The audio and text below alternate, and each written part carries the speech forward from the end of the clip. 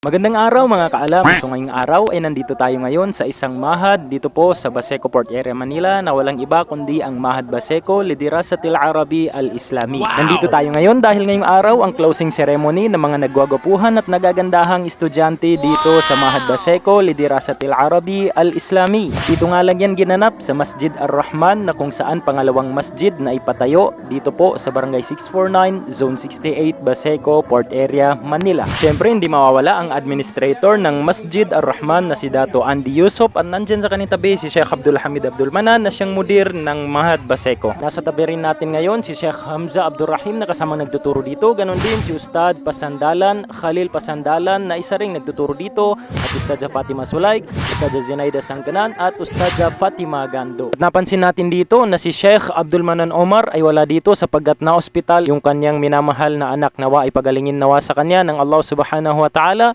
ang kanyang minamahal na anak. Allahumma amin. At isa pang wala dito na hindi natin alam kung anong dahilan kung bakit wala siya dito ay si Sheikh Said Hashim. Ganun pa man, dalangin natin sa Allah Subhanahu wa Ta'ala na nasa mabuting kalagayan at kalusugan si Sheikh Said Hashim. At nandito rin yung mga ustad galing sa Madrasa Tawfiq at nandyan din yung mga binata galing sa Madrasa Darussalam. Ayan ang pupogi nila at mga single pa yan except kay Dato Ryan.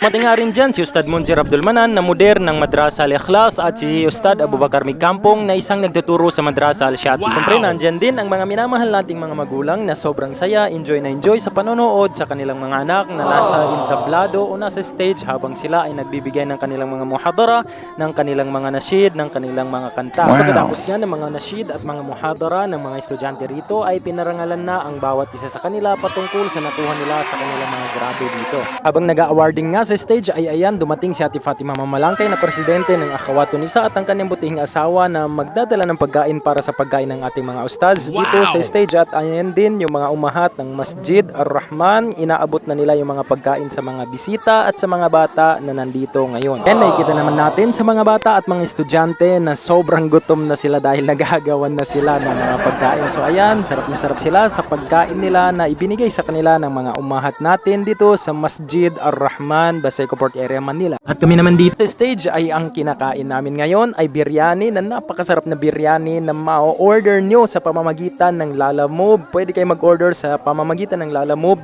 I-PM nyo lang ang mga nandyan sa screen ng cellphone nyo at inshallah tutugon at tutugon sila sa inyo. Siya, kain na muna kami, pero bago natin tapusin ang video na ito ay pakinggan nyo muna si Sheikh Abdul Hamid Abdul Manan na principal ng Mahad Baseco Lidirasatil Arabi Al-Islami. Alhamdulillah, sa ngayong araw ay ating naidaos ang programang closing ceremony in honoring outstanding student dito po sa Mahad Baseco Arabi Al-Islami, kung saan kabilang po ito sa mga sinaunang madrasa na itinatag dito sa Baseco. Actually po ay noong 2007 po nagsimula ang ating madrasa dito sa may Block 9. Ngayon ay Mahad na po, Mahad Baseco Al-Arabi Al-Islami. So, sa awa ng Allah Subhanahu wa Ta'ala at sa pamagitan ng pagtutulungan ng mga leaders natin ay sa ngayong araw ay ating naisagawa ang closing ceremony dito sa nabanggit na Mahad. So tayo po lubos na nagpapasalamat sa Allah at sa lahat ng mga supporters ng ating Mahad ay kabilang po sa ating dua na naway gantimpalaan nawa sila ng Allah Subhanahu wa Ta'ala. Pang-pito po sa buwan ng Sha'ban ang nataon ngayon. Ibig sabihin ay papalapit na po tayo sa ating sagradong buwan ng Ramadan. So alhamdulillah, sa huli ay kami po lubos na nagpapasalamat sa pangalan ng Mahad Baseco Al-Arabi Al-Islami na ako po ang iyong lingkod na kasalukuyang mudir dito sa Mahad na ito, si Sheikh Abdul Hamid Abdul Manan. Wa syukran lakum, jazakumullahu khair.